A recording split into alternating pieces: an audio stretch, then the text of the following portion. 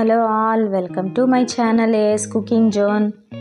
ఈరోజు చేయబోయే రెసిపీ ముస్లిం స్టైల్ గోధుమ పిండి పాల తాళికలు. మనకి ఎప్పుడు కావాలనిపిస్తే అప్పుడు చేసుకునే రెసిపీ అండి ఇది. ఈ పాల తాళికలు ఎలా చేయాలో ఇప్పుడు చూపిస్తానండి. ఈ తాళికలు ముందుగానే ప్రిపేర్ చేసుకొని పెట్టుకోవాలండి. అంటే ఇప్పుడు నేను చూపిస్తానండి వీడియోలో, మీరు దీనికి ఏం కావాలో ఇప్పుడు చూపిస్తాను. వీట్ ఫ్లోర్ తాళికలు 1 కప్, అంటే ఇప్పుడు నేను చూపించేవే. జాగరీ 2 కప్స్, సూజీ రవ్వ 100 గ్రామ్స్, దాల్చిన చెక్క 1 ఇంచ్, లవంగాలు 4, యాలకులు 4, పచ్చనగబేళ్ళు 100 గ్రామ్స్, 1 గ్లాస్ మిల్క్ కావాలండి, కాచి చల్లార్చి పెట్టుకున్నవే. ఈ తాళికలు ఎలా ప్రిపేర్ చేసుకోవాలో ఇప్పుడు చూపిస్తాను. 1 కప్ వీట్ ఫ్లోర్ తీసుకోవాలండి, అంటే గోధుమ పిండి. అందులో 1 పించ్ ఆఫ్ సాల్ట్ వేసుకోవాలండి. 1 స్పూన్ ఆయిల్ వేసుకొని మనం చపాతీ పిండి ఎలా కలుపుకుంటామో సేమ్ అలాగే కలుపుకొని ఇలా పెట్టుకోవాలండి. ఇప్పుడు నేను చూపించే విధంగా ఒక 10 నిమిషాల తర్వాత ఇలా బాల్స్ చేసుకొని పల్చటి పూరీలాగా ఒత్తుకోవాలి. పొడిపిండి ఎక్కువ చల్లుకోవాలండి, అంటే ఆ తాళికలు కట్ చేస్తాం కదా, అవి ఒకదానికొకటి అతుక్కోకుండా ఉండటానికి. ఒక మూత తీసుకొని ఇప్పుడు నేను చూపించేలాగా కట్ చేసుకోండి. చాకుతో అయినా డైమండ్ షేప్లో కట్ చేసుకోవచ్చు. ఇది ఈజీ పద్ధతి కాబట్టి నేను చూపిస్తున్నా. ఇవి ఎండలో ఆరబెట్టి స్టాక్ చేసుకొని పెట్టుకోవచ్చండి. ఒక బాక్స్లో ఎన్ని రోజులైనా నిలువ ఉంటాయి. ఇలా ప్లేట్లో పొడిపిండి చల్లి ఇలా ఎండలో ఆరబెట్టుకోవాలి. ఇలా ఎండబెట్టుకున్నాక ఒక రోజంతా ఎండాలండి. ఆ తర్వాత పచ్చనగబేళ్లను ఉడికించుకోవాలి. ఒక బౌల్ తీసుకొని పచ్చనగబేళ్ళు మనం పాయసం చేసుకుని ఒక 10 నిమిషాల ముందు నానబెట్టుకోవాలి. ఆ తర్వాత 1 గ్లాస్ నీళ్లు పోసుకొని ఉడికించుకోవాలి.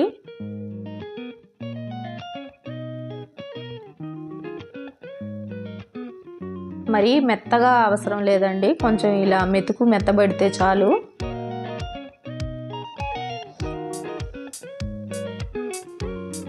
తాళికలు కుక్ చేసుకునేటప్పుడు కూడా ఉడికించుకోవచ్చు, తొందరగా అయిపోతుందని నేను ఇలా ఉడికించుకున్నాను. ఒక చిన్న కొబ్బరి ముక్క తీసుకొని చిన్నగా ముక్కలు కోసుకొని పెట్టుకోవాలి. చిన్న ముక్కలు కోసుకోవాలి.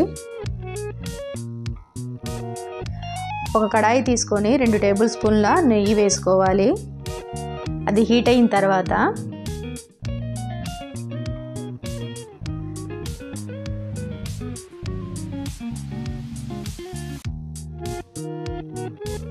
దాల్చిన చెక్క, లవంగాలు ముందుగా వేసుకొని ఫ్రై చేసుకోవాలి. ఆ నేతిలో దాల్చిన చెక్క, లవంగం ఫ్లేవర్ బాగుంటుందండి, అంటే పాయసం మంచి ఫ్లేవర్గా ఉంటుంది. తర్వాత కట్ చేసుకున్న కొబ్బరి ముక్కలు, అలాగే మనకి ఇష్టమైతే కాజు కూడా వేసుకోవచ్చండి. నేను కొన్ని కాజు ముక్కలు వేసాను. ఇవి ఎర్రగా వేయించుకోవాలి. ఇలా మంచిగా రెడ్ కలర్ వచ్చేసినాయి కదా. ఆ తర్వాత ఇందులో వాటర్ పోసుకోవాలండి. ఒక 2-3 గ్లాసులు వాటర్ పోసుకొని మంచిగా బాయిల్ వచ్చేలాగా పెట్టుకోవాలి. ఒక మూత పెట్టేసి బాగా మసలాలండి ఈ నీళ్ళు.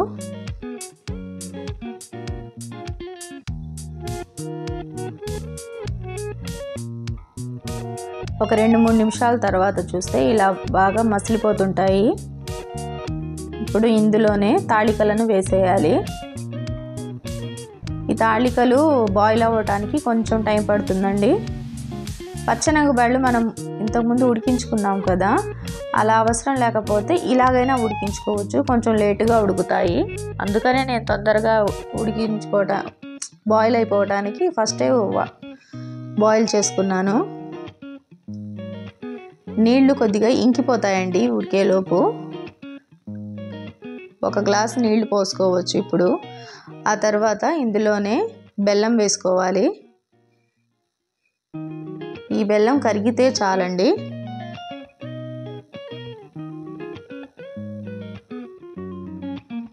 ఈ తాళికలు మెత్తబడిన తర్వాతే బెల్లం వేసుకోవాలి. ముందుగా వేసుకుంటే తాళికలు ఉడకవు, కాబట్టి ఉడికిన తర్వాతే వేసుకోవాలి. బెల్లం కరిగిన తర్వాత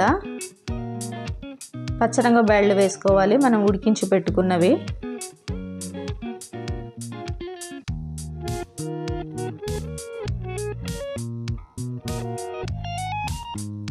తర్వాత సూజీ రవ్వ వేసుకోవాలి.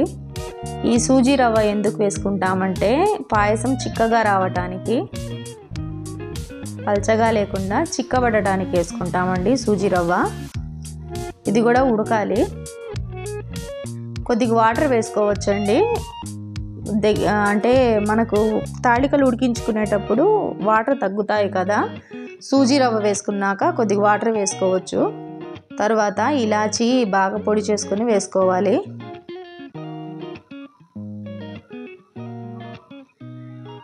ఇలా బాగా దగ్గరికి వచ్చేసిన తర్వాత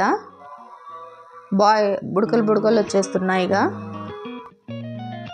ముందుగా కాచి చల్లార్చుకున్న పాలు పోసేయాలండి.